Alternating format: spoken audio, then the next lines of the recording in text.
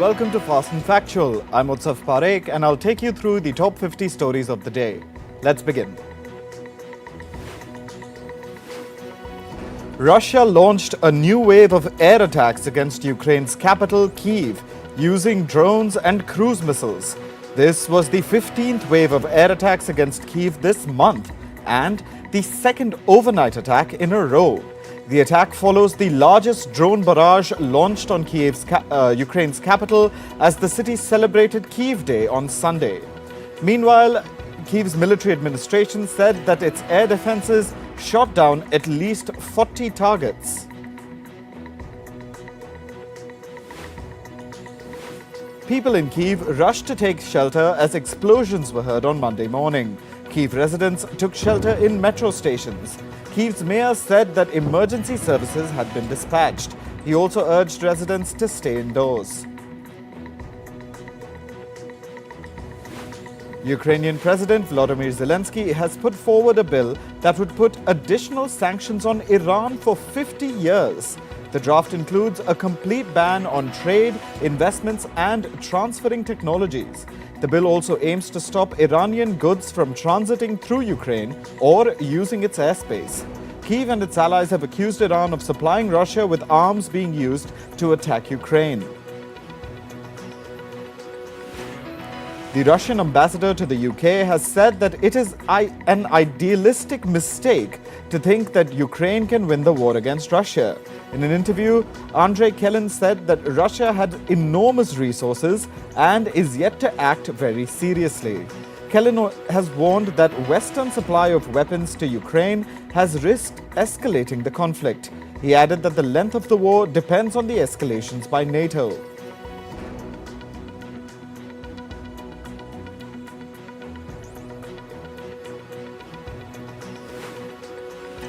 Meanwhile, Russian Foreign Minister Sergei Lavrov has said that the United States allowing Ukraine to acquire F-16 fighter jets is an unacceptable escalation. F-16 fighter jets are sophisticated jets that Ukraine has long been asking for. Lavrov added that the West is without a doubt playing with fire. Recep Tayyip Erdogan has claimed victory in Turkey's presidential election. He won over 52% of the vote in the runoff election. This was seen as the toughest political challenge for Erdogan. Thousands of Erdogan supporters gathered outside his house to celebrate his victory. Erdogan's political challenger, Kemal Kılıçdaroğlu, has called it the most unfair election in years. However, he did not dispute the outcome.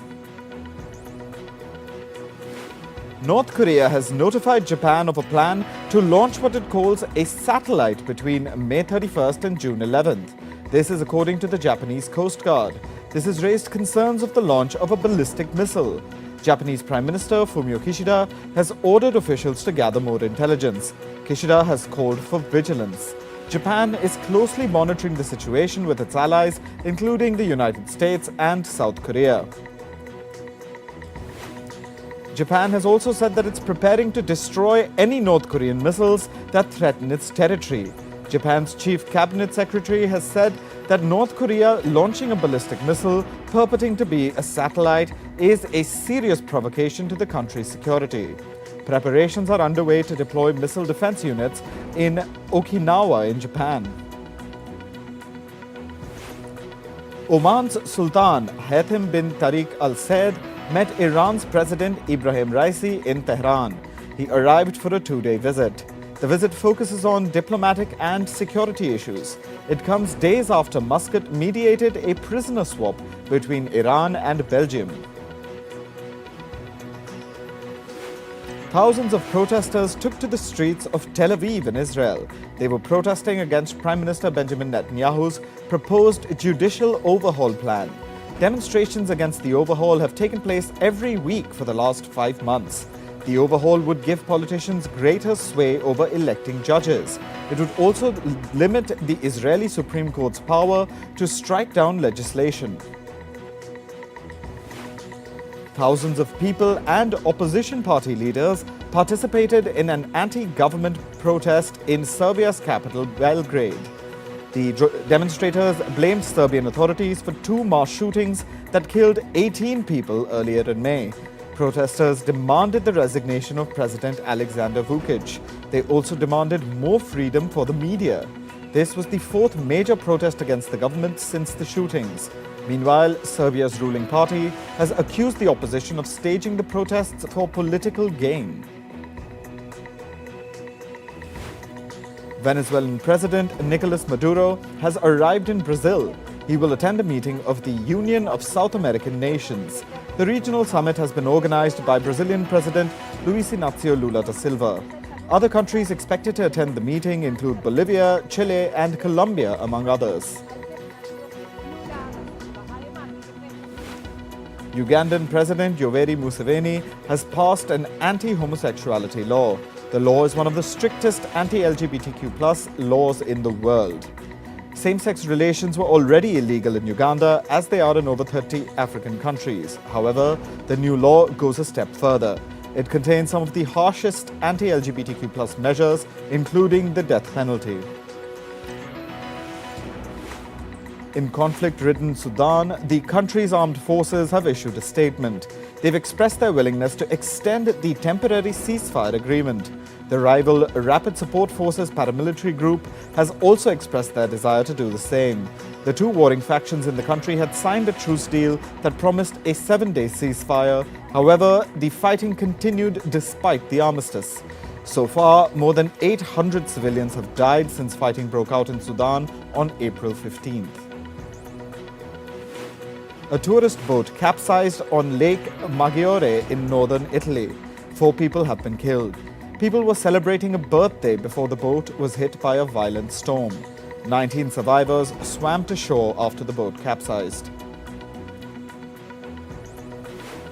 Water in the main canal of Italy's Venice has turned fluorescent green. This has happened near the Rialto Bridge. The Regional Environmental Protection Agency has received samples of the water. The agency is working to identify the substance that may have caused the water's color to change.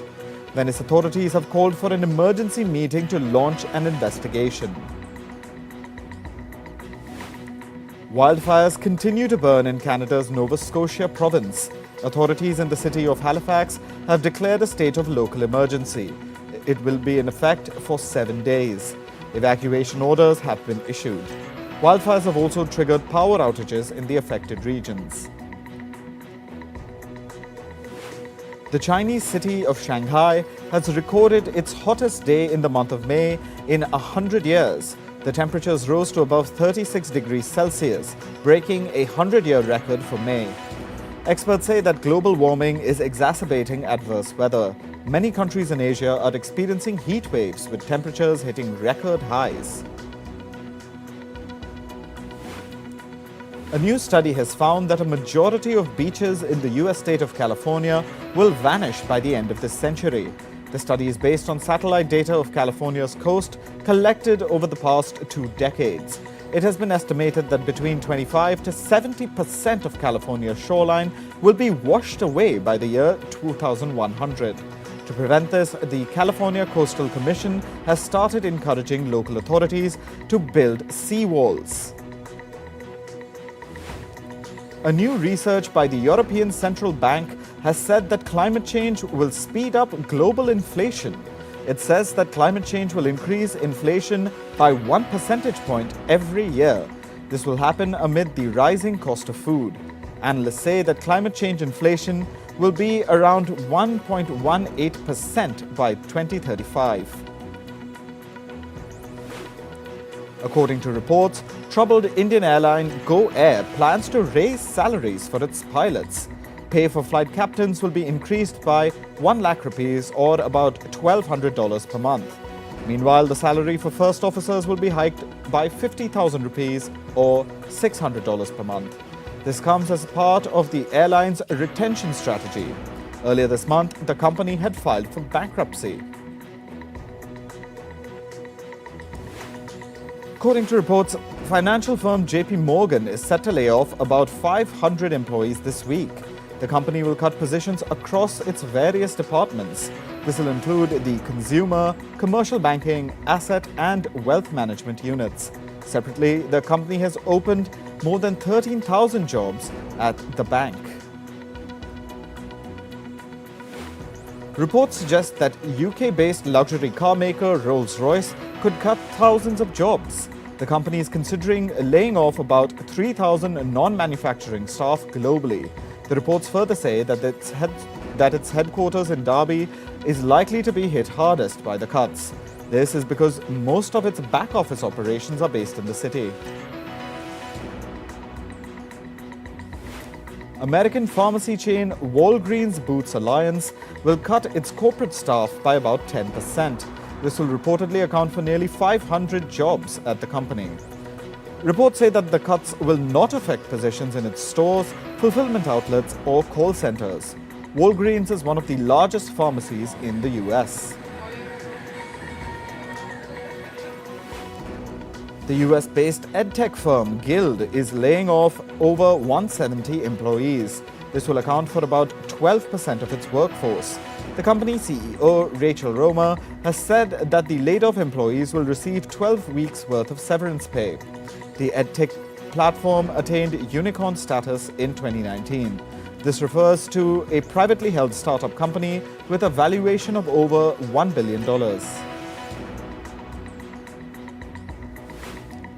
PricewaterhouseCoopers Australia has placed 9 of its partners on leave. The auditing giant has also said that the chair of its governance board and its risk committee will step down. Additionally, PwC would appoint 2 independent directors to its governance board. They'll help publish a review of the firm's work culture. PwC's Australian unit has been accused of leaking information about the country's new tax measures to corporate clients. Cryptocurrency exchange Binance is creating a new platform for residents in Japan. This is to fully comply with local crypto regulations. Current users will be able to migrate to the new Japanese platform through a new identity verification process. The option to migrate will be available after August 1st. Services on the existing platform will be discontinued in Japan on November 30th. Netflix begins its crackdown on password sharing in the US and the UK. The company says that one account can be used only by one household. This means that only people within the same location will be able to use the same account. The streaming giant will reportedly use IP addresses of devices to identify people not belonging to a particular household. China's cyberspace regulator says that it has deleted 1.4 million social media posts. This is over social media apps like WeChat and Weibo. It's reportedly targeting accounts that fall under the category of quote-unquote self-media. Self-media refers to accounts that publish news and information but are not state-approved in China.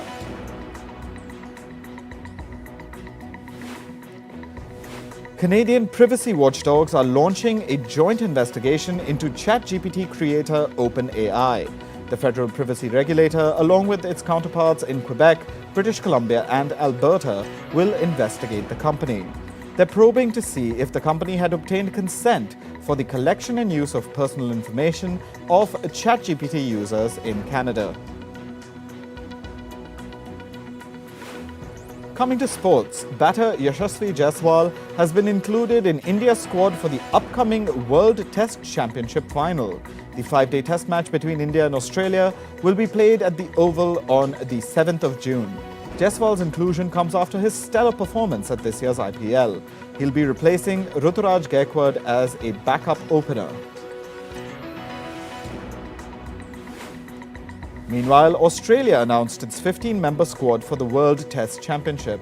Pacer Josh Hazlewood has been included in the team after being ruled fit to play. Hazlewood had suffered a minor injury on his leg in April. He was being ruled as doubtful for the WTC final. However, scans have revealed that there was no damage to the bowler's ligaments.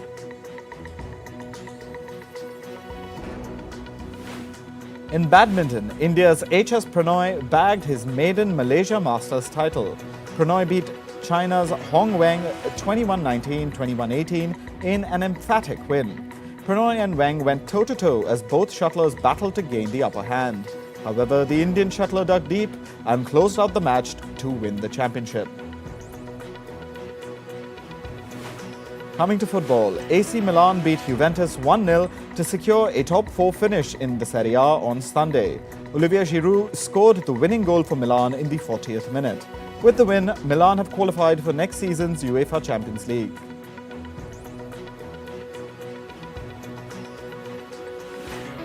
FC Bayern Munich clinched their 11th straight Bundesliga title with a 2-1 win at Cologne. Kingsley Coman scored for Bayern in the 8th minute.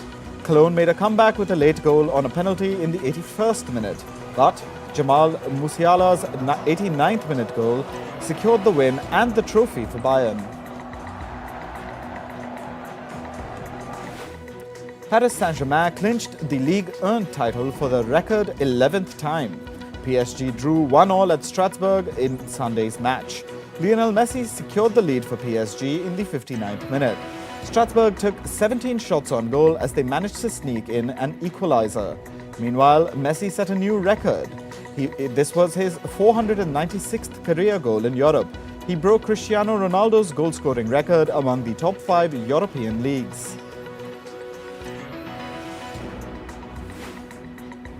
In Formula 1, Max Verstappen led a soggy Monaco Grand Prix from start to finish on Sunday.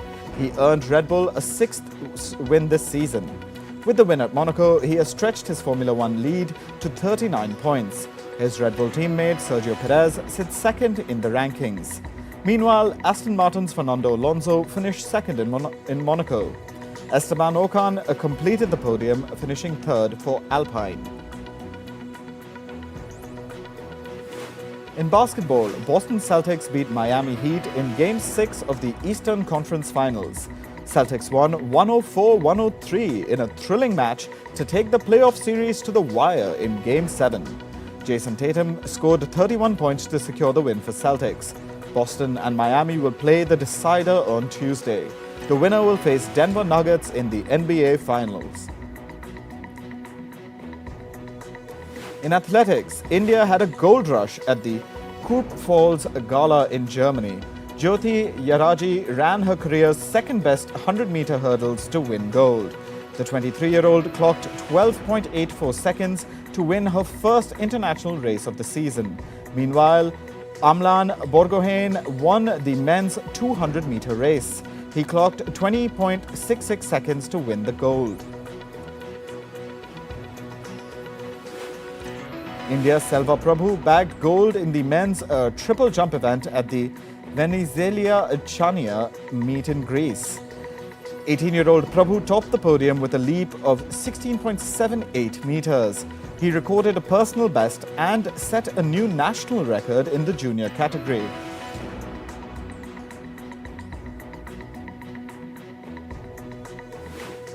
Actor Keanu Reeves reunited with band Dogstar as its bassist after 20 years. The band performed at the Bottle Rock Napa Valley Music Festival in California on the 27th of May. Reeves said that he missed doing shows together. Dogstar was formed in 1991. They released 2 studio albums and an EP before breaking up in 2002. Indian streaming platform Geo Cinemas has signed a multi-year partnership with entertainment company NBC Universal. Series like Young Rock, Downton Abbey and The Office are some of the shows that will be available on the platform. The shows will start streaming from next month. Geo Cinemas recently acquired streaming rights for HBO, Max Original and Warner Brothers content in India.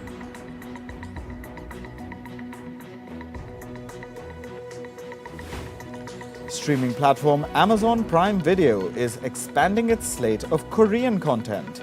The latest show to be signed on by Prime Video is the vampire rom-com titled Heartbeat. The 16-episode series will be available in over 240 countries from the 26th of June.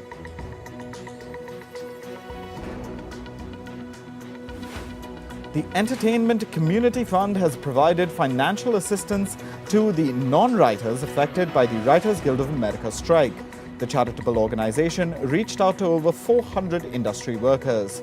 Screenwriters Shonda Rhimes and Greg Berlanti and director J.J. Abrams were among those who donated to the fund. So far, the donations have exceeded $2.2 million. The WGA has asked its Tony-nominated members not to attend the ceremony.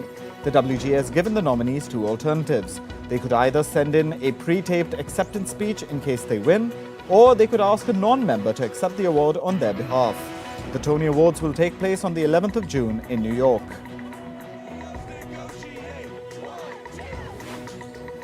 BTS singer Jimin has created the Guinness World Record for fastest solo K-pop artist to reach 1 billion streams on Spotify. Jimin clocked in this number in 393 days of his debut on the music streaming platform. With this, he beat fellow BTS member Jungkook, who had taken 409 days to reach this number. Singer Lana Del Rey returned to the stage after a hiatus of over 3 years. She performed at the Meta Music Festival 2023 in Brazil's Rio de Janeiro on the 27th of May. It marked Del Rey's first full concert since November 2019. Her 16-song live set included songs from her latest studio album called Did You Know That There's a Tunnel Under Ocean Boulevard? The album debuted on number 3 at the Billboard 200 Albums chart in March this year. Singer Taylor Swift and rapper Ice Spice have released the music video for their song Karma. The video release came on the heels of their live debut of the remix. This was during Swift's Eras music tour in New Jersey in the US. The song is part of Swift's album Midnights. Singer Celine Dion has cancelled all tour dates for the next 2 years due to her battle with a rare neurological disorder. She started the Courage World Tour in 2019, but has had to cancel the rest of the schedule due to the medical condition. Dion was diagnosed with stiff person syndrome in 2022. The disease causes spasms and stiff muscles. Police in Berlin have opened investigations against British singer Roger Waters over anti-Semitism charges. The former Pink Floyd bassist allegedly wore a Nazi-style uniform during a concert in Berlin on the 17th of May. The outfit had what looked like a Nazi emblem. Waters defended himself, saying that the uniform was a statement in opposition to fascism, injustice, and bigotry. That's a wrap for this episode of Fast and Factual. Thank you for watching. Stay tuned to Firstpost.